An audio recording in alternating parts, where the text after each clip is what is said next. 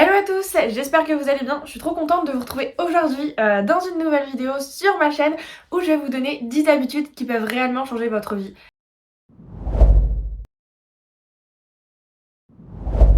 Allez, c'est parti, je te donne les 10 habitudes qui peuvent réellement changer ta vie. La première habitude qui peut changer ta vie, c'est de manger équilibré. Alors pas dans les extrêmes, de manger équilibré sans se priver. On oublie le fait de manger que des fruits et légumes, on oublie également de manger que des pizzas. Voilà, le but c'est de trouver un équilibre, un juste équilibre. Moi ce que je dis souvent c'est de manger 80% du temps sainement, on va dire assez healthy, etc. Et puis 20% du temps où on se fait plaisir. Trouver l'équilibre entre ce qui est bon pour notre corps, donc pour notre santé, etc. et ce qui est bon pour notre tête, donc souvent ce qui est un peu moins healthy comme on pourrait le dire, mais c'est hyper important.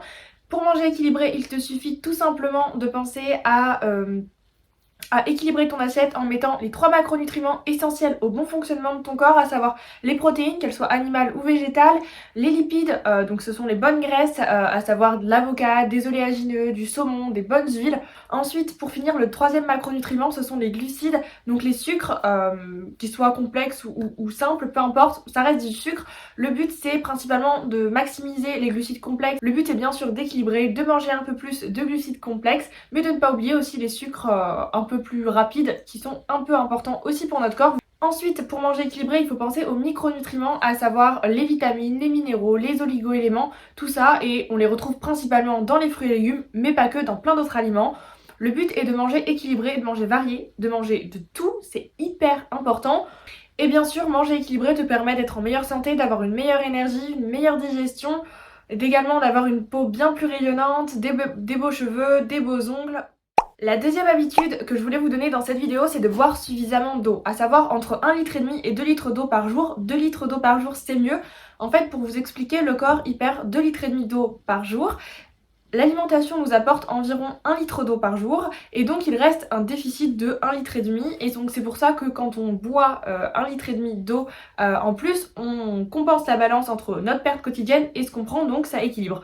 Pourquoi prendre 2 litres Parce que justement avoir un peu un surplus d'eau c'est important. Ne buvez pas non plus 4 litres d'eau, c'est hyper dangereux. Et si vous êtes sportif, augmentez à 2 litres, 2 litres et demi d'eau par jour. Le fait de boire suffisamment d'eau, ça apporte bien sûr une meilleure santé, une meilleure digestion, une peau bien plus belle, plus rayonnante encore une fois, des beaux cheveux, des beaux ongles, enfin tout va de soi quand est-ce qu'on a une bonne routine. Le troisième conseil, la troisième habitude que je pourrais vous donner, c'est de dormir suffisamment, c'est-à-dire au minimum 7 heures par nuit, voire 8 heures, c'est bien mieux 8 heures. C'est hyper important pour laisser notre corps faire tout ce qu'il a à faire la nuit, parce que oui, il travaille pas mal la nuit. Suffisamment dormir permet également d'avoir encore une fois une meilleure santé, une meilleure énergie.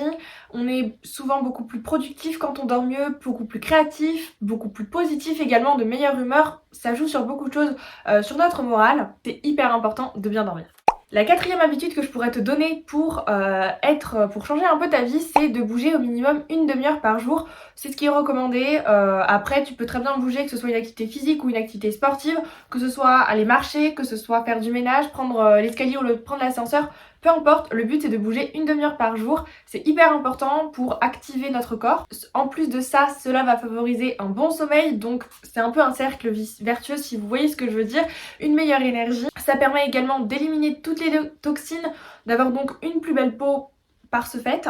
Ça booste également la confiance en soi, on a les hormones du bonheur qui sont présents à la fin d'une séance de sport. Ça permet également d'évacuer le stress, la pression, de bien mieux gérer ses émotions et de tout simplement nous rebooster, d'avoir un regain d'énergie, et ça c'est quand même hyper important, au-delà que c'est également super bon pour notre santé. La cinquième habitude qui peut être cool de prendre également et qui peut réellement changer ta vie, c'est de savoir s'organiser, que ce soit avec un bullet journal, un planner, des to-do list, enfin comme vous voulez, vous organisez comme vous voulez, ou même avec des applications qui sont disponibles sur nos téléphones. S'organiser, ça va permettre de réduire votre charge mentale, d'être beaucoup moins stressé, vous allez avoir beaucoup moins de pression. Le fait que vous soyez organisé, de répartir mieux votre temps, de mieux gérer les choses et d'avoir peut-être par ce fait plus de temps pour vous et de pas perdre du temps inutilement.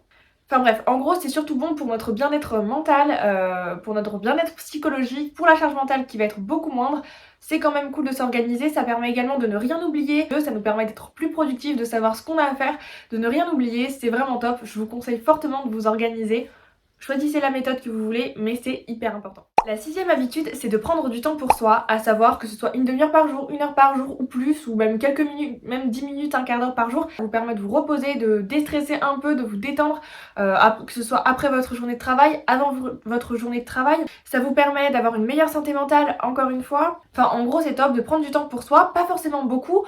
Alors prendre du temps pour soi, ça peut être plein de choses, faire du sport, cuisiner, lire, écrire si on en a besoin, sortir voir des amis au restaurant, ou pas forcément au restaurant, enfin peu importe, sortir peu importe de quelle manière, que ce soit voyager, ça peut être plein de choses en fait. Prendre du temps pour soi, ça peut être également juste se maquiller, faire une skincare routine. Ça peut passer par plein de choses en fait, aller faire du shopping, peu importe, juste des fois prendre du temps pour soi dans la semaine et même tous les jours, c'est hyper important, ça nous permet de nous sentir mieux aussi. Le septième conseil et la septième habitude que je pourrais vous donner qui peut également changer votre vie, c'est de prendre le temps de faire tous les jours, c'est l'idéal, ou quelques fois par semaine, le temps de faire par exemple une méditation ou des exercices de respiration. Alors dit comme ça, c'est vrai que ça donne pas très envie, mais je vous assure qu'à force de pratiquer, de faire un petit peu de méditation ou un peu de respiration, vous allez diminuer votre charge mentale, vous allez également être beaucoup moins stressé, ça va permettre d'évacuer la pression. Ça va vous apaiser, ça va également vous permettre peut-être de mieux gérer vos émotions. Je trouve que c'est hyper important justement si vous êtes quelqu'un d'assez stressé de vous détendre et ça permet de rassurer et de se poser aussi un peu, de penser à rien d'autre que sa respiration. C'est cool, vous pouvez très bien le faire par des applications, par exemple je pense à Petit Bambou ou encore il me semble il y a Calm aussi qui existe, ou très bien tout seul, vous pouvez très bien vous mettre un timer ou juste faire quelques exercices de respiration où vous vous concentrez sur votre respiration. L'idéal est de privilégier une respiration ventrale qui permet de bien oxygéner tout le corps. Franchement, méditer, même ne serait-ce que juste 2 minutes par jour, ça suffit des fois juste à se sentir mieux. Et même si vous n'avez pas trop le temps, si c'est juste 3 fois par semaine ou vous le faites 5 minutes, et ben c'est pas grave aussi, le but c'est de commencer. C'est une fois qu'on a pris l'habitude, c'est plutôt agréable d'avoir cette sensation où on est hyper apaisé et détendu, c'est très cool. La huitième habitude que je pourrais vous donner, qui est aussi hyper importante, c'est de vivre dans un espace qui soit rangé et propre, donc assez sain, à savoir vous ranger par exemple, juste se ranger au fur et à mesure, nettoyer un peu si nécessaire, aérer la pièce aussi pour éviter que les odeurs, les mauvaises odeurs s'imprègnent dans votre maison ou dans votre appartement, peu importe. Essayez de vivre dans un espace bien rangé et propre, c'est hyper cool pour votre esprit. Vous allez voir que ça peut changer beaucoup de choses. Il suffit juste de ranger un petit peu au fur et à mesure pour éviter que ça nous prenne 3 heures le dimanche par exemple. L'idée est vraiment de faire un peu au fur et à mesure. Quelques minutes par jour suffisent pour vraiment nous dégager aussi un peu, nous apaiser un peu de cet endroit où on peut se sentir un petit peu étouffé. Ça va vous permettre de libérer l'esprit, si vous travaillez à la maison, d'avoir une meilleure concentration. C'est bien plus agréable, ça limite également le stress, la pression. C'est bien moins anxiogène tout simplement et ça vous permet de vous sentir peut-être aussi un peu mieux chez vous. Donc je vous conseille de le faire au fur et à mesure, histoire que vous soyez dans une bonne ambiance, pour que ce soit pour travailler ou même le soir quand vous rentrez chez vous, peu importe.